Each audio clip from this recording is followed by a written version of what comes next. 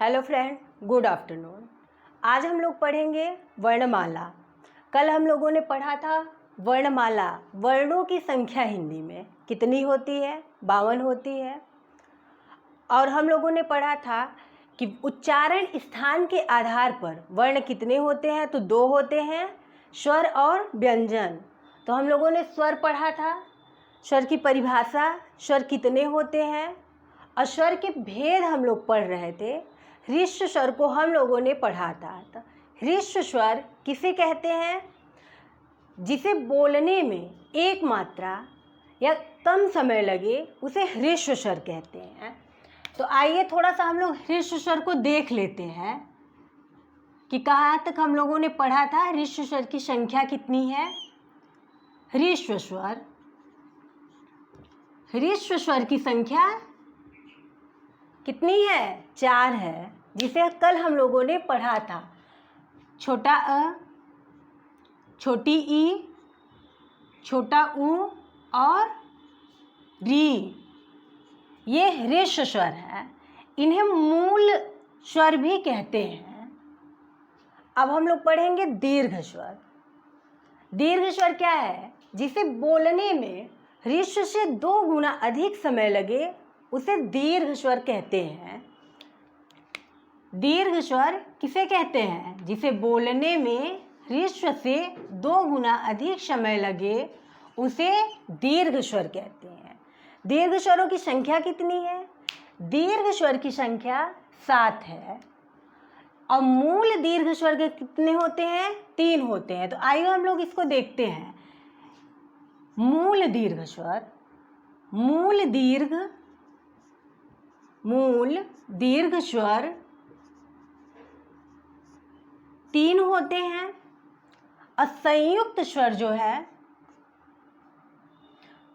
कुल दीर्घ 7 होते हैं, मूल दीर्घ 3 होते हैं। वो कौन कौन से होते हैं पहले उसको आप लोग देख लीजिए। बड़ा आ, बड़ी ई, बड़ा ऊ। अब कुल दीर्घ स्वर कितने होते हैं? 7 होते हैं। तो वो 4 कौन से हैं? उन्हें संयुक्त स्वर होता है, उसे दीर्घ का ही भाग माना जाता है। तो वो कौन से हैं? ए, ओ और औ। ये है संयुक्त स्वर। ये कैसे बने हैं? ये 2 स्वर वर्णों के मेल से बने होते हैं। तो इसको आइए देखते हैं कैसे बने हैं। ए कैसे बना है? अ प्लस छोटी ई या फिर बड़ी ई, इससे बना है ए। ए कैसे बना है? इसको भी देखिए। अ, इसके आगे आप इसको जोड़ दीजिए, ए को, इसको जोड़ देंगे आप, बन जाएगा ए। अ प्लस ए से ए बना है। ओ कैसे बना है? अ प्लस छोटा ऊ या फिर बड़ा ऊ, दोनों में से कोई भी हो सकता है, जरूरी नहीं है कि छोटा होगा या फिर बड़ा ही होगा। अ कैसे बना है? अ और ओ को जोड़ देंगे आप तो अ बन जाता है। समझ में आ गया है आप लोगों को? अ प्लस ई को जोड़ने से ए बनता है, अ प्लस ए को जोड़ने से ए बनता है, अ प्लस ऊ को जोड़ने से ओ बनता है, अ प्लस ओ को जोड़ने से अ बनता है। दीर्घ स्वर को उम्मीद है आप लोग अच्छे से समझ गए होंगे। दीर्घ स्वर की कुल संख्या 7 होती है। 3 होते हैं ये मूल दीर्घ स्वर और 4 होते हैं ये संयुक्त स्वर। इनको मिलाकर 7 होते हैं दीर्घ स्वर। अब हम लोग पढ़ेंगे इसके आगे प्लुत स्वर। प्लुत स्वर वे स्वर होते हैं जिन्हें बोलने में ह्रस्व से 3 गुना अधिक समय लगे, उन्हें प्लुत स्वर कहते हैं। उनका लिखने में प्रयोग नहीं किया जाता है, सिर्फ हम लोग बोलने में उसका प्रयोग करते हैं। तो आइए देखते हैं प्लुत स्वर। तो जैसा कि हमने बताया कि प्लुत स्वर का लिखने में प्रयोग नहीं किया जाता है, हम लोग सिर्फ बोलने में ही उसका प्रयोग करते हैं। जिसे बोलने में ह्रस्व से 3 गुना अधिक समय लगे उसे प्लुत स्वर कहते हैं। जैसे किसी को हम लोग बुलाते हैं तो बड़ी तेज तक, राम, इसे कहते हैं प्लुत स्वर। या फिर हो सकता है ओम, किसी भी वर्ड को हम लोग देर तक खींच कर बोलते हैं तो उसे प्लुत स्वर कहते हैं। उम्मीद है कि आप लोगों को इतना अच्छे से समझ आया होगा। अब हम लोग आगे बढ़ते हैं। एक एग्जाम्पल और लिख लीजिए, ओम। अब इसके आगे हम लोग पढ़ेंगे जिह्वा के आधार पर स्वर। जिह्वा के आधार पर स्वर। अब हम लोग पढ़ेंगे जिह्वा के आधार पर स्वर। जिह्वा या फिर कहिए जीभ के आधार पर, के आधार पर स्वर। जिह्वा के आधार पर स्वर 3 होते हैं। वो कौन कौन से होते हैं? अग्र स्वर, अग्र स्वर, मध्य स्वर, मध्य स्वर और पश्च स्वर, पश्च स्वर। अग्र स्वर कौन कौन से होते हैं? छोटी ई, बड़ी ई, ए और ए। मध्य स्वर कौन सा होता है? छोटा अ। पश्च स्वर कौन सा होता है? बड़ा आ, छोटा ऊ, बड़ा ऊ, ओ और औ। ये होते हैं जिह्वा के आधार पर स्वरों की संख्या। जिह्वा के आधार पर स्वरों की संख्या 3 है। ये हर एग्जाम में पूछा जाता है। एक क्वेश्चन जरूर आता है कि जिह्वा के आधार पर स्वर कितने होते हैं, या ये पूछ लेगा तो 3 होते हैं। अग्र स्वर कौन सा है, मध्य स्वर कौन सा है, पश्च स्वर कौन सा है। अब हम लोग आगे पढ़ेंगे मुख के आधार पर स्वर, मतलब मुख खुलने के आधार पर स्वरों की संख्या। तो मुख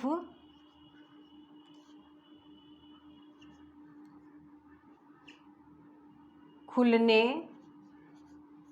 के आधार पर स्वरों की संख्या। आधार पर स्वर। तो मुख खुलने के आधार पर स्वर जो होते हैं वो 4 होते हैं। वो कौन कौन से हैं, आइए उसको भी देखते हैं हम लोग। मुख खुलने के आधार पर स्वर 4 होते हैं। पहला है संवृत, संवृत। दूसरा है अर्ध संवृत, अर्ध संवृत। और तीसरा है विवृत, विवृत। और चौथा है अर्ध विवृत, अर्ध विवृत। मुख खुलने के आधार पर स्वर 4 होते हैं, संवृत, अर्ध संवृत, विवृत और अर्ध विवृत। संवृत कौन कौन से होते हैं? छोटी ई, बड़ी ई, छोटा ऊ और बड़ा ऊ। अर्ध संवृत कौन से होते हैं? ए और ओ। विवृत कौन सा होता है? तो विवृत होता है बड़ा आ। अर्ध विवृत कौन सा होता है? अब इसके बाद जितने भी बचे वो आते हैं अर्ध विवृत में, जैसे अ, ए,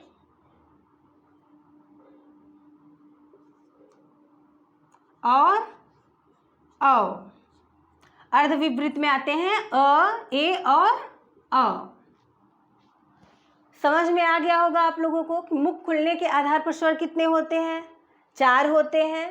संवृत, संवृत में छोटी ई, बड़ी ई, छोटा ऊ और बड़ा ऊ। अर्ध संवृत में ए और ओ। विवृत में बड़ा आ। अर्ध विवृत में छोटा अ, ए और अ। अब आगे हम लोग पढ़ेंगे ओष्ठाकृति के आधार पर स्वर। तो ओष्ठाकृत के आधार पर स्वरों की संख्या पढ़ेंगे हम लोग। ओष्ठाकृत कृत के आधार पर स्वर, ओष्ठाकृत के आधार पर स्वर की संख्या 2 होती है। कौन कौन सी होती है? वृत्तमुखी और आवृत्तमुखी। वृत्तमुखी और आवृत्तमुखी। आवृत्तमुखी। वृत्तमुखी में कौन कौन से वर्ड आते हैं? तो छोटा ऊ और बड़ा ऊ, ओ और अ। ओ और अ। आवृत्तमुखी में कौन से आते हैं? अ, आ, छोटी ई, बड़ी ई, ए और ए। अब स्वर हम लोगों का कंप्लीट हो गया। स्वर में हम लोगों ने स्वर के भेद पढ़े, रिष्ट स्वर, दीर्घ स्वर, प्लुत स्वर, और जिह्वा के आधार पर स्वर पढ़ा हम लोगों ने, मुख खुलने के आधार पर स्वर पढ़ा और ओष्ठाकृति के आधार पर स्वर पढ़ा। स्वर हम लोगों का कंप्लीट हो गया। अब हम लोग पढ़ेंगे व्यंजन।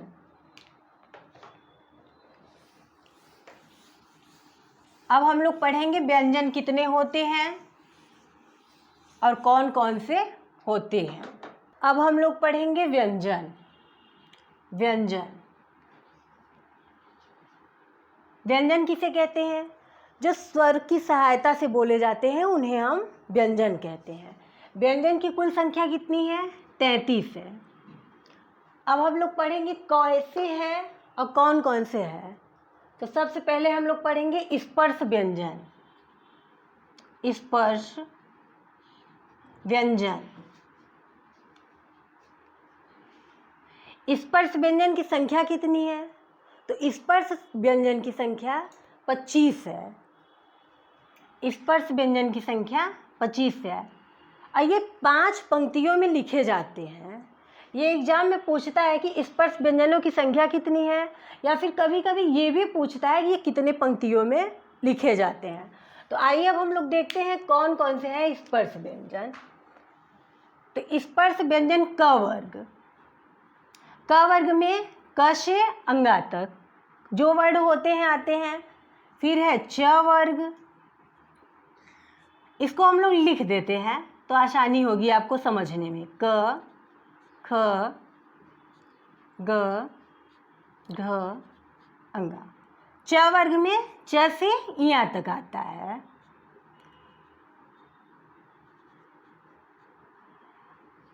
अब ट वर्ग। ट वर्ग।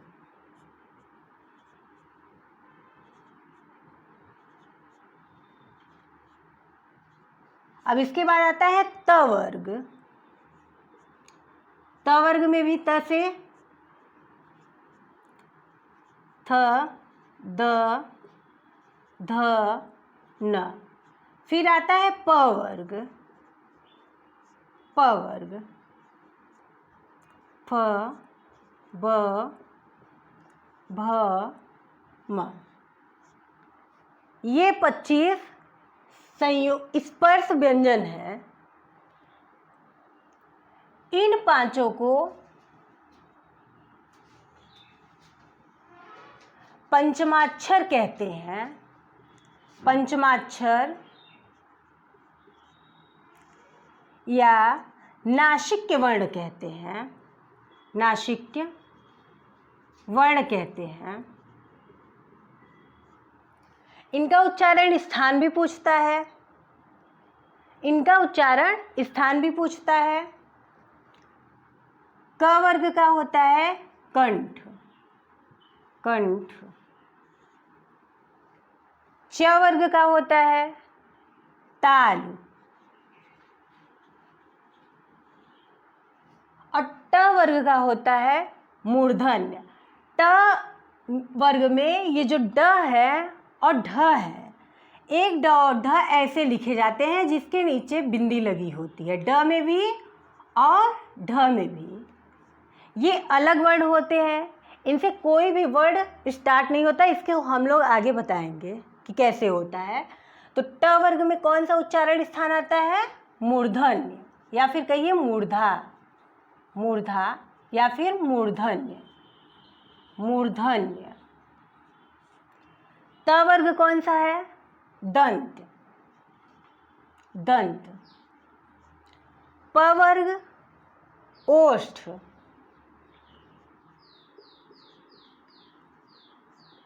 ओष्ठ। अब हम लोग इसको देखें पहले, ड और ड, ढ को, ड और ढ, जिसके नीचे बिंदी लगी होती है उसे हम लोग उत्क्षिप्त व्यंजन कहते हैं। उत्क्षिप्त व्यंजन, उत्क्षिप्त व्यंजन। इनसे कोई भी वर्ड की शुरुआत नहीं होती, कोई भी शब्द लिखा नहीं जाता है। ये भी एग्जाम में पूछता है उत्क्षिप्त व्यंजन कौन कौन से हैं। तो ड और ढ उत्क्षिप्त व्यंजन है। अब हम लोग देखेंगे अंतस्थ व्यंजन, अंतस्थ व्यंजन,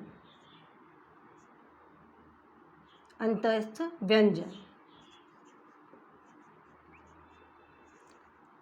अंतस्थ व्यंजनों की संख्या कितनी है? तो इनकी संख्या 4 होती है। कौन कौन से होते हैं अंतस्थ व्यंजन? य, र, ल और व। इनको अंतस्थ व्यंजन कहते हैं। इनकी संख्या 4 होती है। य और व को अर्धस्वर भी कहते हैं। य और व को अर्धस्वर भी कहते हैं, अर्धस्वर भी कहते हैं।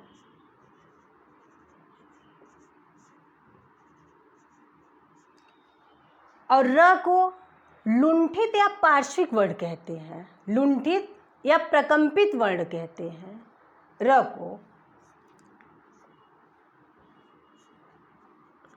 र को लुंठित, लुंठित या प्रकंपित,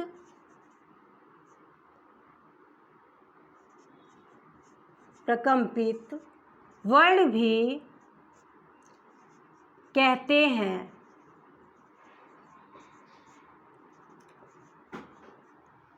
और ल को पार्श्विक वर्ण कहते हैं। ल को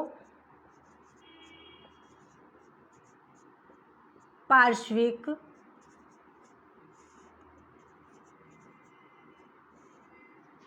वर्ण कहते हैं।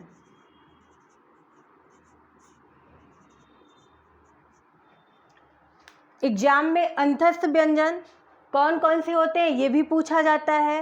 य, र, ल और व। य और व को अर्धस्वर कहते हैं। र को लुंठित या प्रकंपित वर्ण कहते हैं। ल को पार्श्विक वर्ण कहते हैं। अब हम लोग देखेंगे ऊष्म व्यंजन। ऊष्म व्यंजन को देखेंगे हम लोग और उनकी संख्या कितनी होती है। पढ़ेंगे ऊष्म व्यंजन, ऊष्म व्यंजन। ऊष्म व्यंजन की संख्या कितनी है? 4 है। कौन कौन से हैं? श,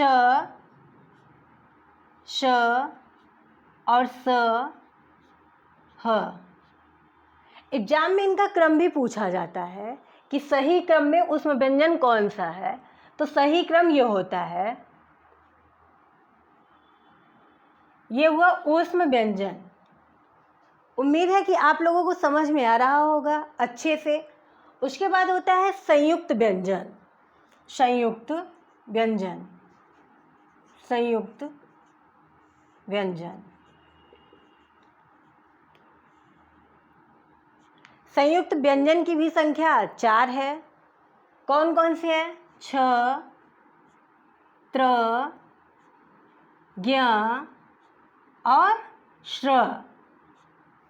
ये संयुक्त व्यंजन कैसे बने हैं इनको भी एग्जाम में पूछता है। छ, छ बना है क के नीचे हलंत लगा हुआ होना चाहिए, तभी वो सही होगा। श, और षटकोण के नीचे नहीं लगा होता है।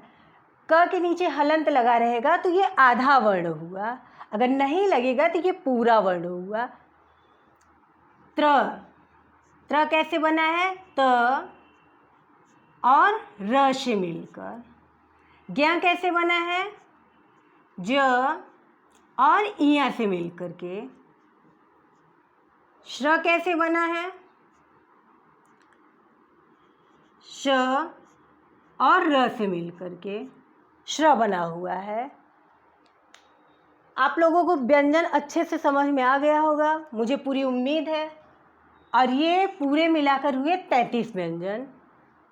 अब आगे हम लोग पढ़ेंगे वायु संवेग के आधार पर वर्ण। अल्प प्राण और महाप्राण को आगे हम लोग पढ़ेंगे।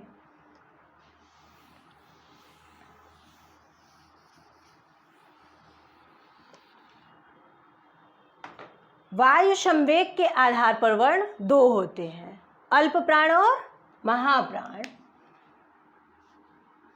वायु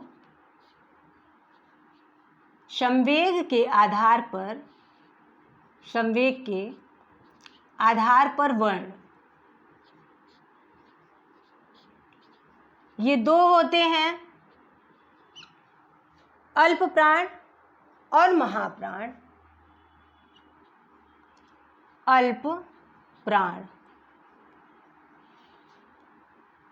अल्प का मतलब होता है कम, प्राण का मतलब होता है वायु। जिसे बोलने में कम वायु निकले या कम हवा निकले उसे अल्प प्राण कहते हैं। अल्प प्राण कौन कौन से होते हैं? प्रत्येक वर्ग का पहला, तीसरा और पांचवा वर्ण अल्प प्राण होता है। प्रत्येक वर्ग का पहला, तीसरा, पांचवा वर्ण अल्प प्राण होता है। अल्प प्राण होता है।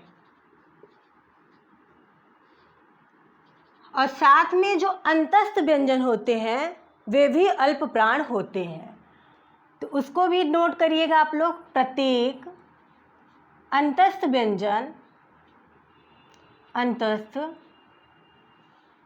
व्यंजन भी अल्प प्राण है। अल्प प्राण है। पहला, तीसरा, पांचवा वर्ण वो कौन से हैं?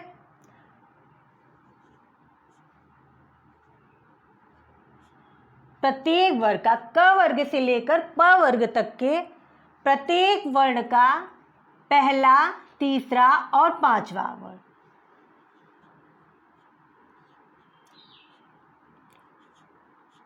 पहला रहेगा, तीसरा रहेगा और पांचवा रहेगा।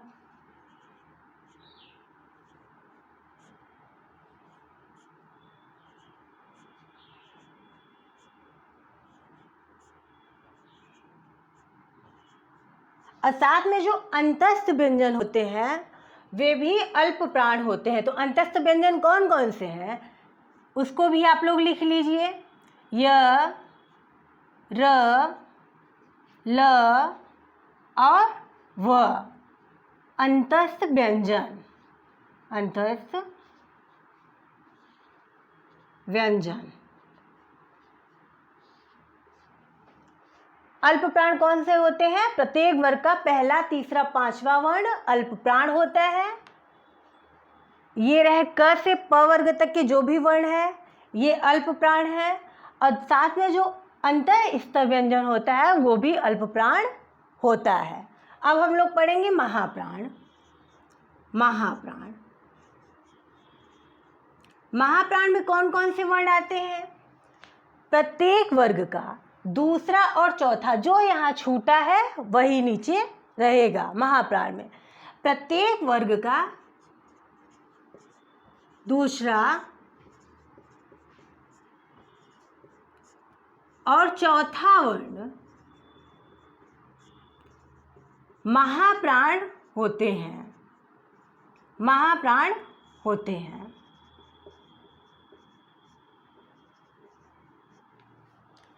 और साथ में जो ऊष्म व्यंजन होते हैं वो भी महाप्राण होते हैं। इसको आप लोग अच्छे से नोट करिएगा क्योंकि ये इम्पॉर्टेंट है।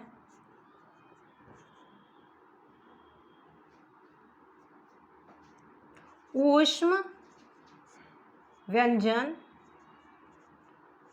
महाप्राण होते हैं।